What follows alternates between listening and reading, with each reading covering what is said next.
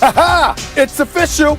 Excuse me, there's a new quarterback in the city of brotherly love, and damn it, his name ain't Carson Wentz. That's number one. Number two, James Harden has decided Brooklyn is not the only destination he'd like to land in. I wonder where else he's thinking about going. And oh, by the way, did you see those Cowboys last night? Did you see those Cowboys? I tried to tell you, even before Christmas, something's going to happen for those Cowboys.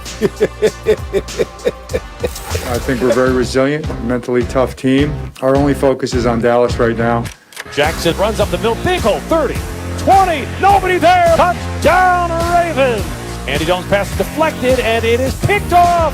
Patrick Queen comes up with it at the 38-yard line. Lamar Jackson with a play action, fires to a wide-open Miles Boykin, a touchdown! And the Ravens turn the turnover into a touchdown, 52 yards. Kick on the way, and is no good. And Greg Zuerlein now 1 of 4 tonight.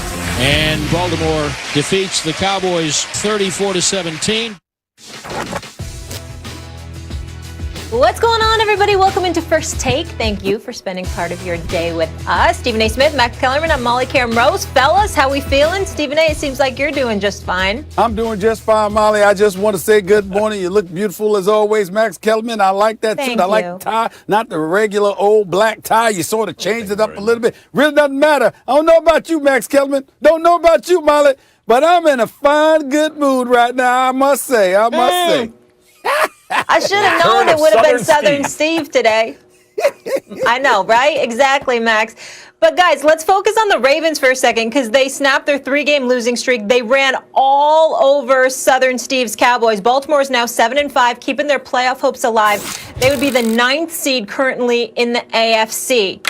Steve, what do you think? Is this a good Ravens or bad Dallas Cowboys? Well, obviously, it's a bad Dallas Cowboys defense. Let's just be real about it. Mike Nolan should have never been the defensive coordinator. It's an absolute embarrassment what they have done. The Dallas defense has basically given up on him. There's no way to slice it. Jalen Smith was out of position about 15 different times. We know he's not that bad. Leighton Vander Esch, I mean, he missed one play where, they were sweeping left, and he just gave the open field to Lamar Jackson. That was stupid on his part. He acknowledged it, but what else could he do? Everybody was watching.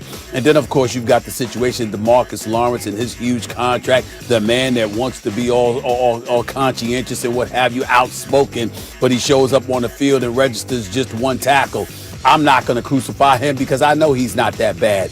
They're out of place because they're out of position because they've got a defensive coordinator they have no respect for. They're not listening to. They recognize the fact that he doesn't know what the hell he's doing, and their run defense is typified that. The Dallas Cowboys have the sixth ranked defense against the pass. Do you know why they have that, Max Kellerman? You know why they rank 6th against the pass? Because nobody throws on them. Because you don't have to.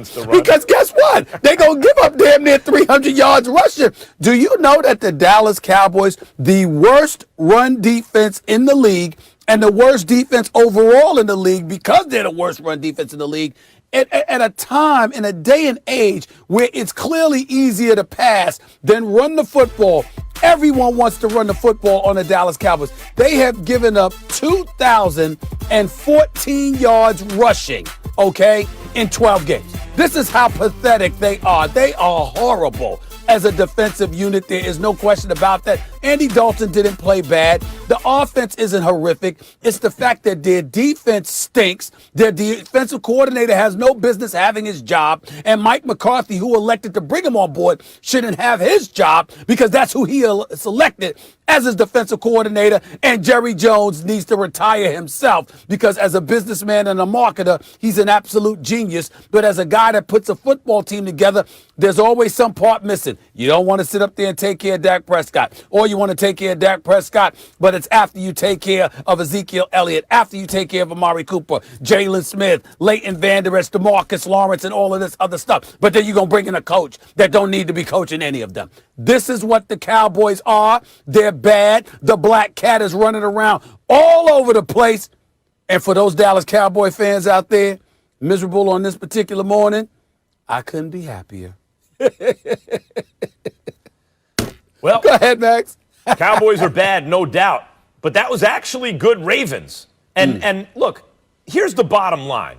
The Cowboys are terrible against the run. They're dead last in rush defense, right? They give up over 160 yards a game on average.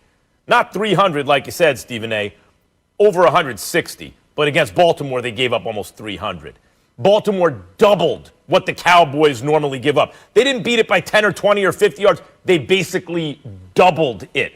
That's because Baltimore can really run the football. And that's what you're looking for. Lamar Jackson coming off of COVID. Remember when Cam Newton came off of COVID and I was like, something's not right. I think he may be suffering lingering effects. You said the same thing. We don't want to, obviously we're speculating. We're not doctors, and who knows? Even the doctors don't know, right? But he really was playing differently. He just looked physically different, and Belichick came over and gave him a tap. Remember all that stuff? I was looking for that with Lamar Jackson. Let me see how Lamar Jackson looks coming back, because they can't afford any missteps if they want to make the playoffs, the Ravens. With the Titans and the Colts record, they really have to win these games. And Lamar Jackson's performance, whether he can get back on track and kind of resurrect his season because it was trending in the wrong direction, that was really significant. Lamar Jackson was the fastest dude on the field again. And yeah, he missed some throws, but how is that dime to Hollywood Brown? Right? Like, he was showing me enough that says, yup, that's Lamar Jackson. That's Lamar Jackson. And Stephen A., they've come up with Evans and Dobbins to go with Ingram, right? They have basically 4 guys who can run the ball. They can run all over you. And their defensive line wasn't great last night, but generally the Ravens have a stout defense. They really don't give up many points. Their offensive line is winning up front with the run blocking. The Ravens looked, considering what they're coming out of, and let's not forget, just like the Pittsburgh Steelers were coming off that Ravens game, emotional letdown, they lose to Washington. The Ravens are coming off the Steelers game. So they're coming out of COVID, off the Steelers game on a short week. They didn't have normal rest, a little day short because they played on a Wednesday. And yet they doubled the yards on the ground the Cowboys normally give up. No, I think you got to give the Ravens some credit here. And for those like me who think, I think the Ravens, I know the odds are against it, I think they'll make the playoffs. You got to be feeling pretty good about that this morning. Oh, please. The fact of the matter is, Max Kellerman, the Dallas Cowboys are surrendering 5.2 yards per carry.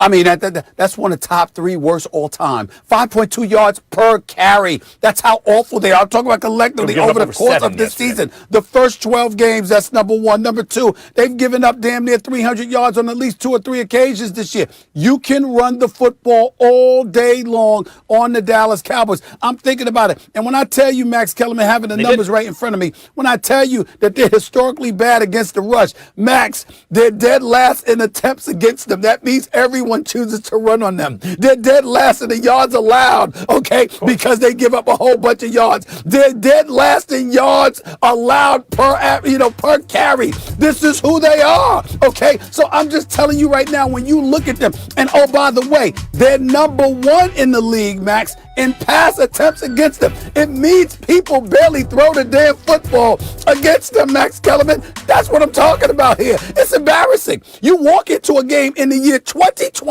when all of these rules and regulations have been implemented into the National Football League. I mean, as Ray Lewis once told me, it's damn near, it's a damn shame because you can almost get penalized for having bad breath on a football field. That's how bad it is for defensive players right now. According to the rules that the NFL has implemented, we don't want you touching these dudes. That's why you got teams throwing the football more and more and more every day, because it's tougher to pass, it's tougher to run rather than pass the football.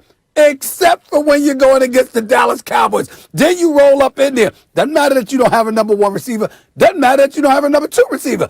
Doesn't matter if you sit up there and you say to the Dallas Cowboys, look, we're running this way on this play right now. Find a way to stop us. And they still can't do it. You know how you defend the run. It's about gap protection, man. You got to sit up there. You got to stay at home. Do your job.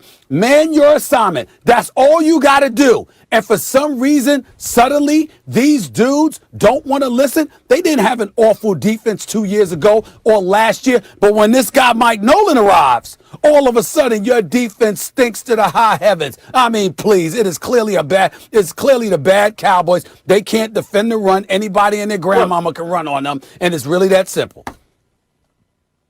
The bottom line is, yes, of course, the Cowboys are the right team to get healthy against. If you are the Ravens, if you've lost 3 in a row, but you're playing really good teams, the Patriots and the Steelers, good teams that can beat you, but you lose 3 in a row.